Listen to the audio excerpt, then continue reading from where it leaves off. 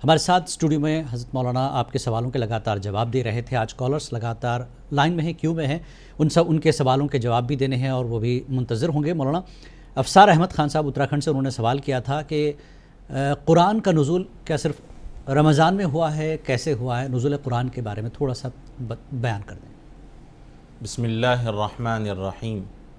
اللہ تبارک و تعالیٰ نے جو بندوں کی رشد و ہدایت کے لیے قرآن مجید نازل فرمایا ہے، یہ قرآن مجید ایک مرتبہ نہیں بلکہ رسول اللہ صلی اللہ علیہ وسلم کی مبارک خدمت اقدس میں 23 سال مکمل یہ قرآن مجید نازل ہوا. تھوڑا تھوڑا کر قرآن مجید 23 سال میں نازل ہوا.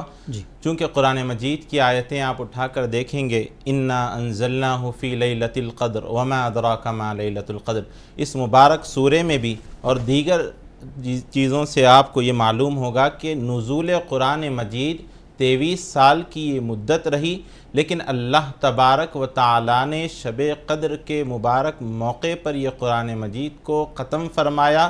اور قرآن مجید کی فضیلت میں یہی آیا ہے کہ یہ نزول قرآن مجید کا مبارک مہینہ ہے، اور شب قدر یعنی ان طاق راتوں میں قرآن مجید کو اللہ تبارک و تعالیٰ نے نازل فرمایا.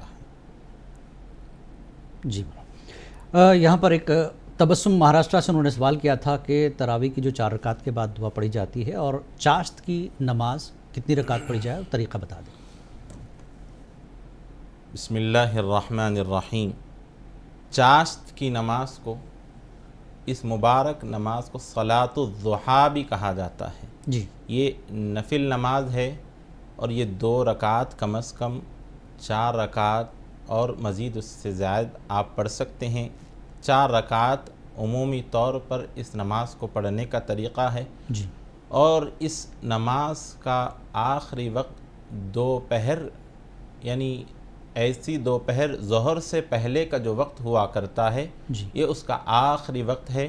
اور صبح کی جو اولین ساعتیں ہوا کرتی ہے، اس اولین ساعتوں کے بعد جو مکروہ وقت ہوتا ہے، مکروہ وقت ختم ہونے کے بعد اس کا وقت شروع ہو جایا کرتا ہے. جی تراویح کی 4 رکعت کے بعد انہوں نے جو دعا پڑھتے ہیں اس کا ترجمہ شاید وہ جاننا چاہتی تھی. تراویح کے 4 رکعت کے بعد جو دعا پڑھی جاتی ہے، اس میں اللہ تبارک و تعالیٰ کی حمد و ثنا کی جاتی ہے. جی سبحان الملک القدوس کہا جاتا ہے. جی پاک ہے وہ ذات اللہ تبارک و تعالیٰ کی جو قدوس ہے.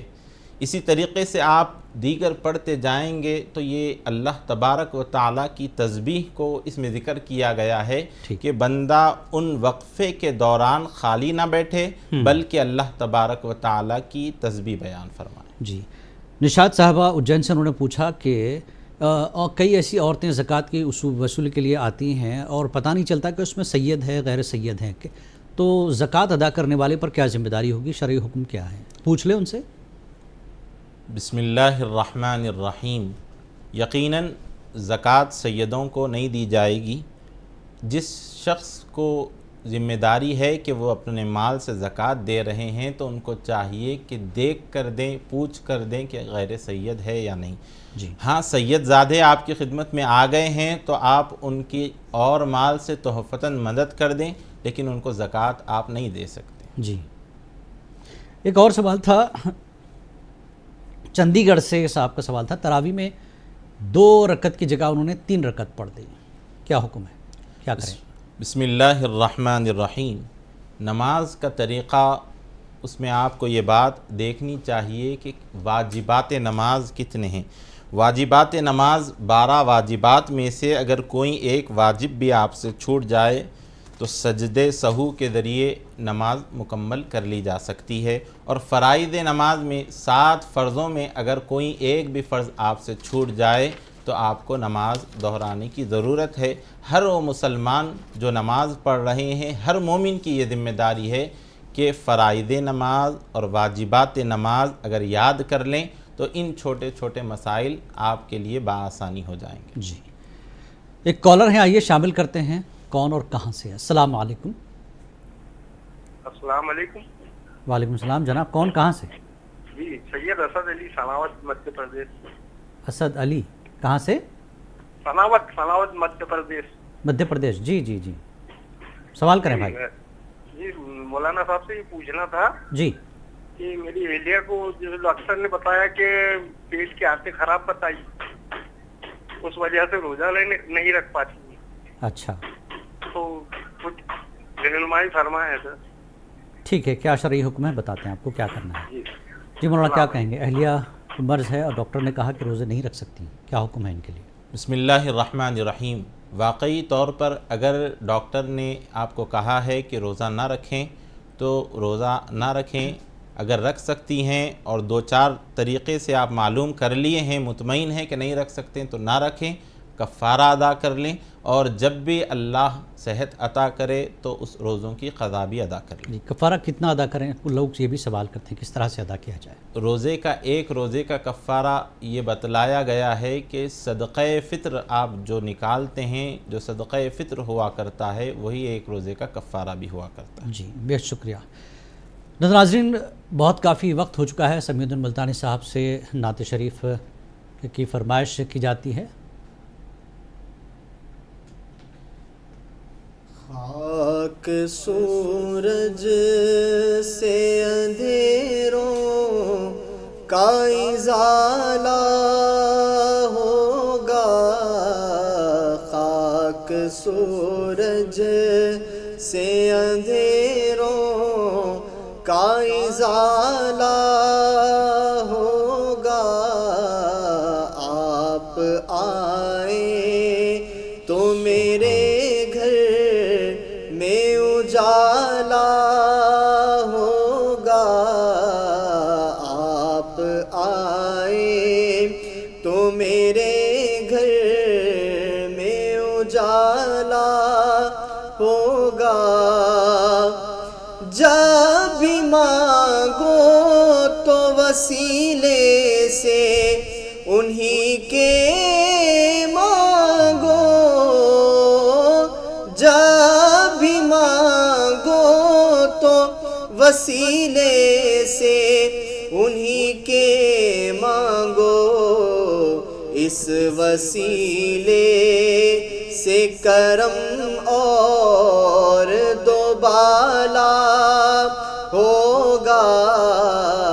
اس وسیلے سے کرم اور دوبالا ہوگا.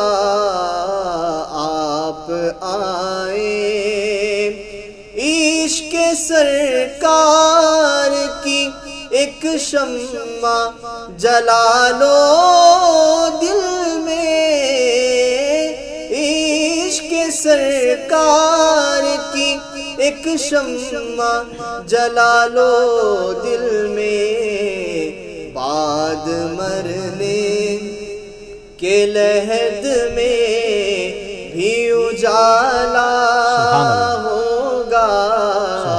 بعد مرنے کے لحد میں بھی اجالا ہوگا. آپ آئے تو میرے گھر میں اجالا ہوگا. سبحان اللہ. بہت شکریہ سمیع الدین صاحب. ایک کالر لائن پہ ہیں، انہیں شامل کرتے ہیں. ہلو السلام علیکم سر. وعلیکم السلام محترمہ. سر کون؟ رمضان مبارک سر. رمضان آپ کو بھی بہت بہت مبارک. کون اور کہاں سے بات کر رہے ہیں؟ سر دھارواڑ سے، کرناٹک سے. کرناٹک سے. جی سلیمہ بانو سر. جی سر تراویح کا ٹائم کتنے بجے تک ختم ہوتا ہے سر؟ اور دوسرا سوال ہے تراویح کا وقت کتنے بجے سے کتنے بجے تک ختم ہوتا ہے؟ ٹھیک سنیے. ٹھیک سر بھی ایک سوال ہے، ایک نعت بولو سر. اچھا انشاءاللہ ابھی سنایا ہے، انشاءاللہ کوشش کریں گے پھر آپ کو سنانے کی. ٹھیک ہے. السلام علیکم. بے حد شکریہ آپ نے کال کی کرناٹک سے. تو ناظرین یہاں پر وقت ہوا ہے پروگرام میں چھوٹے سے وقفے کا. وقفہ لیں گے، اس سوال کا جواب بھی دیں گے. اور آج کو جو ہمارا ٹاپک ہے تراویح تلاوت.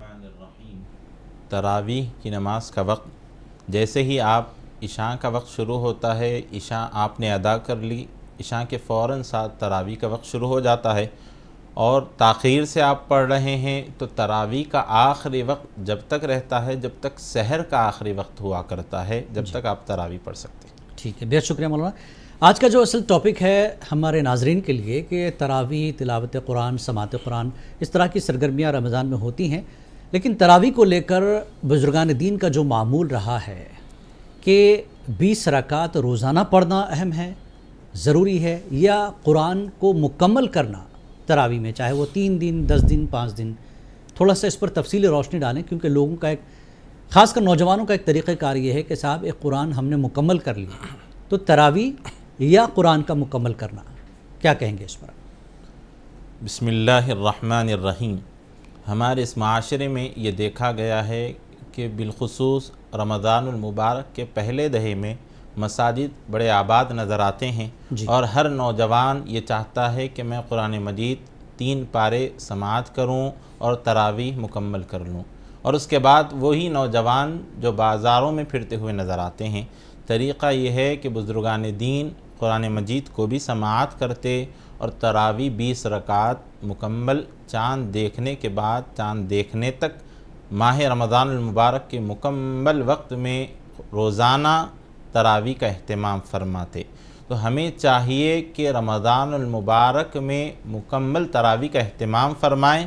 قرآن مجید ایک سن لیے آپ نے بہت ذمہ داری کا کام کر دیا ہے، لیکن ایک قرآن مجید مکمل سننے سے زیادہ آپ پر یہ ضروری تھا کہ آپ رمضان المبارک میں روزانہ تراویح کا اہتمام کریں، اور تراویح کا اہتمام آپ کر رہے ہیں پہلے دہے میں، اور دیکھا یہ جا رہا ہے کہ 3 دن 5 دن لوگ وہاں پر کثرت کے ساتھ جاتے ہیں۔ ٹھیک ہے، قرآن مجید اہتمام کے ساتھ آپ پڑھ رہے ہیں، لیکن آپ کو چاہیے کہ اس کے ساتھ ساتھ قرآن مجید بھی سماعت کر رہے ہیں، اس کے بعد آپ کی مکمل قرآن مجید ہونے کے بعد آپ تراویح کو ہرگز نہ چھوڑیں، بلکہ سارے رمضان میں آپ تراویح کا اہتمام فرمائیں۔ جی، یعنی چاند دیکھ کر شروع کریں اور چاند دیکھ کر ہی تراویح کو اختتام تک جائیں۔ لیکن بزرگان دین کا معمول کس طرح سے رہا ہے تراویح کو لے کر؟ کتنی اہم ہے تراویح؟ تراویح کے بارے میں یہ فرمایا گیا کہ یہ رات کی عبادت ہے۔ اللہ تبارک و تعالیٰ کو بندے کا رات میں اٹھ کر عبادت کرنا، یعنی رات آرام کے لیے بنائی گئی ہے۔ خالی دنوں میں بندہ آرام کرتا ہے، خاص ماہ رمضان المبارک میں اللہ تبارک و تعالیٰ نے بندے کو رات میں عبادت کے لیے تراویح کا وقت دیا ہے۔ تو چاہیے کہ رات کا یہ وہ وقت ہے کہ اللہ تبارک و تعالیٰ چاہ رہا ہے کہ بندہ اس رات میں اٹھ کر اہتمام کے ساتھ قرآن مجید سنے اور نماز تراویح خشوع و خضوع کے ساتھ 20 رکعات ادا کرے۔ بزرگان دین کا اگر طریقہ دیکھیں گے آپ تو بزرگان دین کے طریقے سے آپ کو یہ ملتا ہے کہ وہ خشوع و خضوع کے ساتھ 20 رکعات مکمل ادا کرتے، اور روزانہ اگر قرآن مجید 1 پارہ، 1.25 پارہ یا 1.5 پارہ پڑھتے تو رمضان المبارک میں مکمل قرآن مجید بھی ہو جاتا اور ساتھ ہی ساتھ تراویح کا اہتمام بھی ہو جاتا۔ اگر آپ قرآن مجید زیادہ پڑھ رہے ہیں تو ہرگز اس کا یہ مطلب نہیں ہے کہ کچھ دنوں میں قرآن مجید ختم ہو جائے اور اس کے بعد تراویح کو چھوڑ دے، نہیں، بلکہ قرآن مجید پڑھیے۔ جہاں خشوع و خضوع کے ساتھ سکون کے ساتھ قرآن مجید کی تلاوت کی جا رہی ہے، چاہے 1 پارہ ہو، چاہے 3 پارے ہو، چاہے 5 پارے ہو، قرآن مجید آپ سن رہے ہیں، بہت اچھی بات ہے قرآن مجید سننا، لیکن قرآن مجید کے بارے میں یہ فرمایا گیا وَرَتِّلِ الْقُرْآنَ تَرْتِيلًا، قرآن کو سکون کے ساتھ پڑھنے کا حکم دیا گیا۔ ایک ہوتا ہے ترتیل کے ساتھ، ایک ہوتا ہے تدبیر کے ساتھ، ایک ہوتا ہے حدر کے ساتھ، 3 طریقے قرآن مجید پڑھنے کے بیان کیے گئے ہیں۔ میں بڑی معذرت کے ساتھ بڑی ذمہ داری سے یہ بھی کہوں گا کہ کچھ جگہ یہ دیکھا گیا کہ قرآن مجید پڑھا جا رہا ہے، بہت تیزی کے ساتھ پڑھا جاتا ہے، ایک رات میں 1 رکعت میں یا 1 رات میں قرآن مجید آپ سننے کی وہاں پر کوشش کرتے ہیں، اور ایسی تیزی کے ساتھ قرآن پڑھا جا رہا ہے کہ حافظ قرآن بھی سنے تو اس کو سمجھ نہیں آ رہا۔ تو ایسی جگہ پڑھنے سے بچیں، خشوع و خضوع کے ساتھ سکون کے ساتھ جہاں قرآن مجید پڑھا جا رہا ہے، قرآن مجید کا بھی ثواب آپ کو ملے گا اور تراویح کا بھی ثواب آپ کو ملے گا۔ جی، بہت شکریہ مولانا۔ ناظرین، پروگرام کی روایت رہی کہ آخر میں حضرت مولانا سے درخواست کرتا ہوں کہ دعا کے ساتھ اس پروگرام کا اختتام کریں۔ الحمدللہ رب العالمین، اللہم صلی علی سیدنا محمد وعلی آل سیدنا محمد وبارک وسلم۔ ربنا آتنا فی الدنیا حسنة وفی الآخرة حسنة وقنا عذاب النار۔ اللہم اعننا علی ذکرک وشکرک وحسن عبادتک، سمعنا وأطعنا غفرانك ربنا وإليك المصير۔ اے اللہ ہم تمام کا رمضان المبارک میں عبادت کرنا قبول فرما، آمین۔ اے اللہ ہمارے روزوں کو، عبادتوں کو، ذکر و اذکار کو، تراویح و تسابیح کو قبول فرما لے، آمین۔ اے اللہ تمام عبادتوں کی غلطیوں کو، کوتاہیوں کو معاف فرما دے، اے اللہ ماہ رمضان میں مکمل قرآن مجید سننا، قرآن مجید پڑھنا، اے اللہ اس کی توفیق عطا فرما، آمین۔ رمضان المبارک میں روزانہ تراویح کا اہتمام کرنا، اے اللہ پڑھنے کی توفیق عطا فرما دے، آمین۔ اے اللہ تمام عبادتوں کا ثواب عطا فرما دے، آمین۔ اے اللہ رمضان المبارک کی اہمیت ہمارے دلوں میں اجاگر فرما دے، آمین۔ اے اللہ ہمارا یہاں پر جمع ہونا، اے اللہ سامعین کا سننا سنانا، اے اللہ اسے قبول فرما دے، آمین۔ ہم تمام کی دعاؤں کو قبول و مقبول فرما، بیماروں کو صحت عطا فرما، پریشان حالوں کی پریشانیوں کو دور فرما دے، آمین۔ سبحان ربک رب العزت عما یصفون وسلام علی المرسلین والحمد للہ رب العالمین۔